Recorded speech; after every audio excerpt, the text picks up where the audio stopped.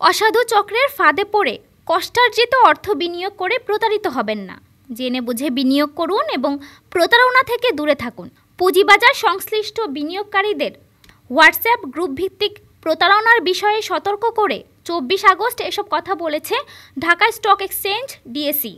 সম্প্রতি এক শ্রেণীর অসাধু ব্যক্তি ডিএসইর নাম, ঠিকানা ও লোগো ব্যবহার করে হোয়াটসঅ্যাপ গ্রুপের মাধ্যমে নিত্য নতুন কায়দায় প্রতারণা চালাচ্ছে বলে এক সংবাদ বিজ্ঞপ্তিতে জানিয়েছে প্রতিষ্ঠানটি।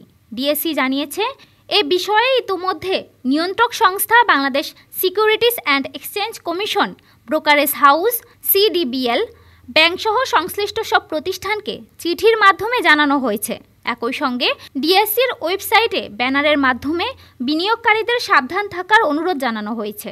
এ ধরনের প্রতারণার বিষয়ে রাজধানীর খিলক্ষেত থানায় অভিযোগ দায়ের করা হয়েছে এবং গোয়েন্দা সংস্থার তৎপরতা অব্যাহত আছে।